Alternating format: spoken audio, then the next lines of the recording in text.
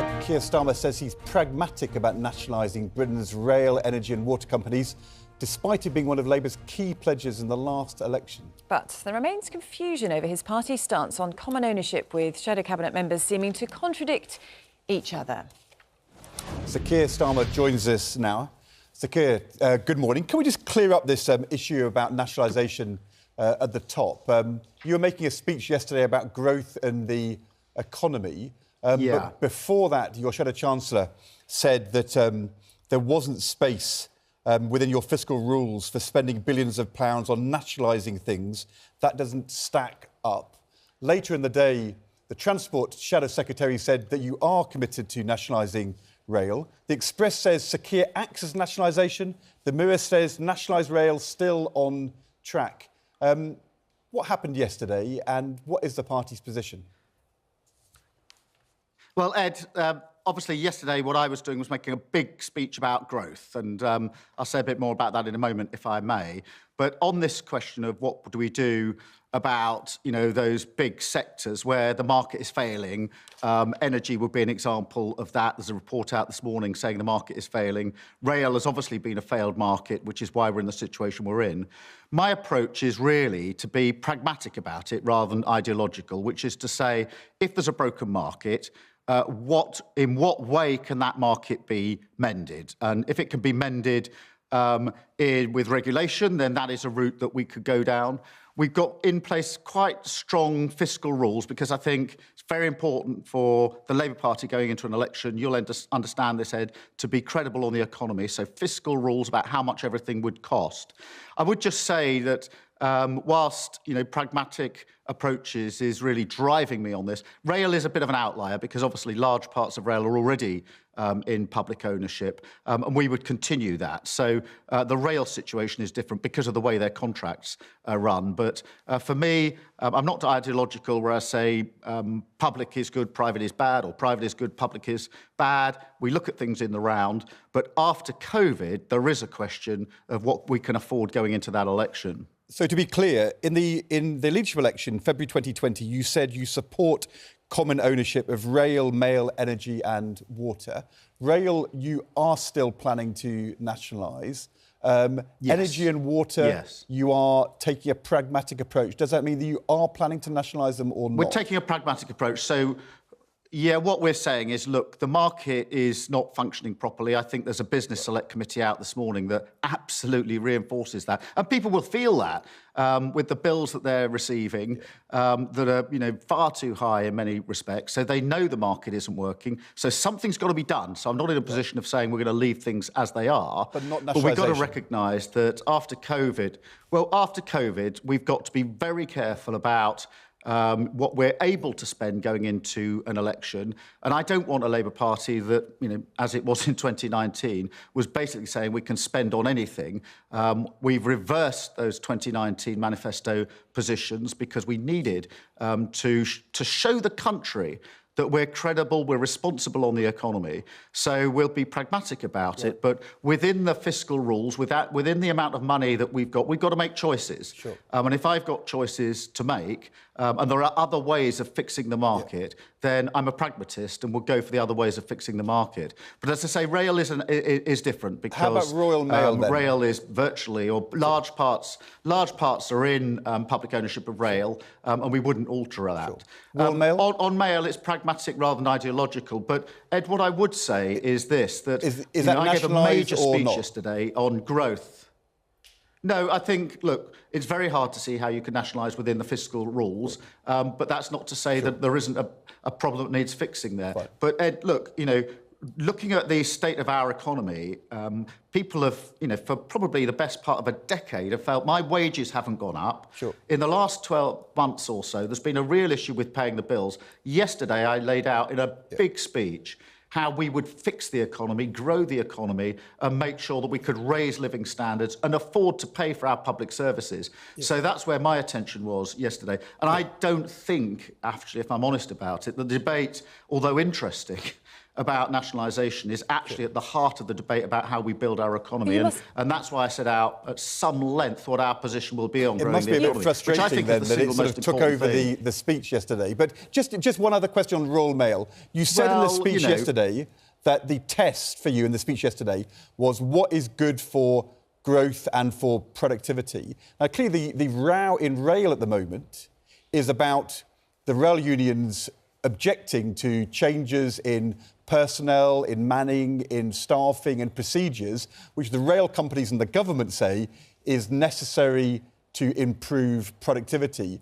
Do you think in rail, because if you nationalise them, you'll be negotiating pay and terms and conditions rather than the train operating companies, do you think the rail unions are right to say these reforms won't improve productivity? Well, Ed, on the dispute that's going on, what I think a responsible government should do, and what an incoming Labour government would do, is to get the relevant parties around the table to negotiate. Now, if you look at what happened in Wales, where we've got a Welsh Labour government, that's exactly what they did. They got the parties round the table and resolved the issue.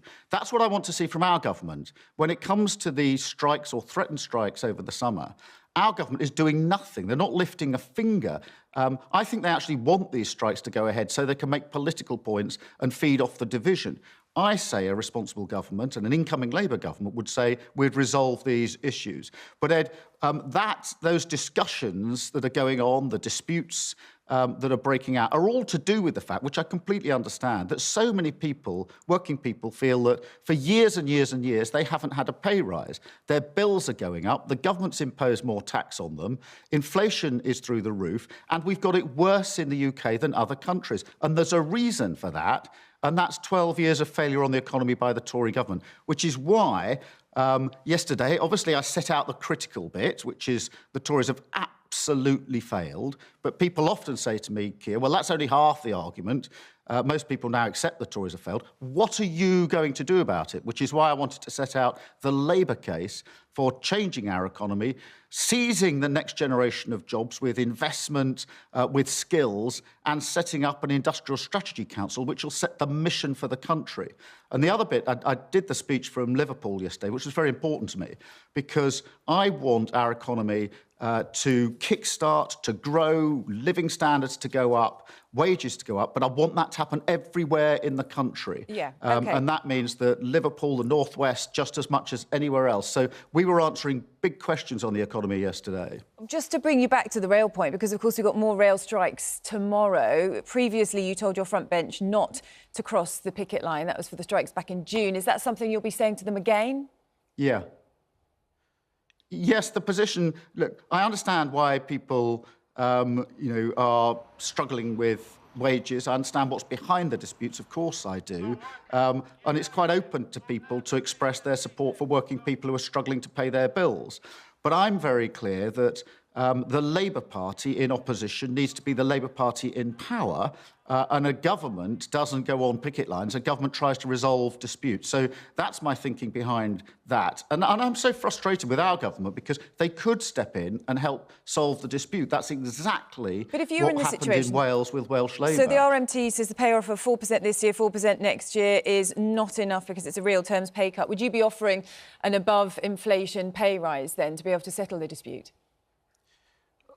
Well, that's for those around the negotiating table. What the government can do is make sure they are around the negotiating table and set the conditions for that to ensure an outcome, because nobody wants to go on strike. Obviously, it affects very many people who can't get to work, can't get to the hospital, etc. It also affects those that are striking because, to go on strike is very much a last resort. It means those who are striking are losing money. So what I want to see is a responsible government that brings people together and resolves the dispute. Nobody wants a strike to go ahead. That once you've renationalised the people who are striking railway, don't want a strike to go ahead. But the problem is, Sir Keir, once you've renationalised the railways, it's not going to be the government holding the ring. It's going to be the government owning the railways. I mean, you'll have to actually make the decisions. Well, that depends on the model, Ed, but you know, I do think that government has a role in this. And the proof of that is what happened in Wales, where Welsh Labour government were able to get people around the table and they've resolved the issue. If our government lifted a finger and did something about it, we could resolve these disputes, but it won't lift a finger. I think the government just wants to feed on the division. But just, if I can just bring it back to the speech I made yesterday, because these disputes are about the cost of living crisis that we are living through. And we have to ask ourselves a question, which is, why is it in the United Kingdom we've had stagnant wages for so long? Why is it in the United Kingdom that we've got the predicted lowest growth of many other competitive countries? Why is it in Britain we've got the highest inflation of many countries and the most acute cost of living crisis? That is 12 years of failure of this government. And what I was setting out yesterday is, what is the Labour alternative to that gives people a chance to get on, builds the economy for the future and drives up living standards and wages so that we can pay for our public services? I'm sorry to interrupt you, but we are running out of time. I mean, you must be disappointed about the fact that you're still having to go back over your speech from yesterday. It did get rather lost, didn't it? And from listening to what you've been saying today, a lot of what you're saying seems to be very much, well, we're just going to have to wait and see, and then we'll deal with it. We'll make a decision when it comes up. Are you frustrated about the fact that, you know, Labour aren't cutting through in the way that many people say that they should be, making the most of the fact that there are so many disagreements with the Tory party candidates at the moment that actually people don't seem to be able to connect with the vision that you're trying to put forward at the moment because they don't think it's clear enough? Well, what's frustrating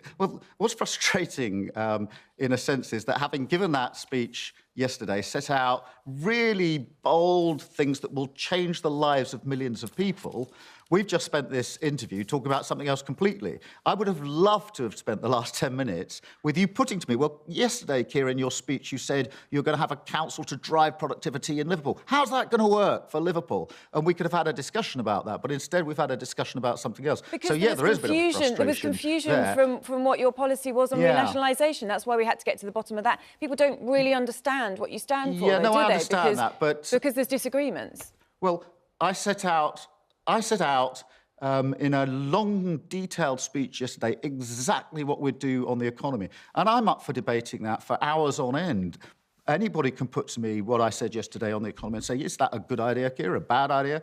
I can then explain why I think it's going to make a real difference for our country. Okay. So I'm very, very up for that debate. Well, listen, Sir Keir Starmer, I mean, much as we'd love to debate with you for hours on end about the contents of your speech yesterday, we do have to leave it there. But thank you for your time this morning. Thank you, Sir Keir.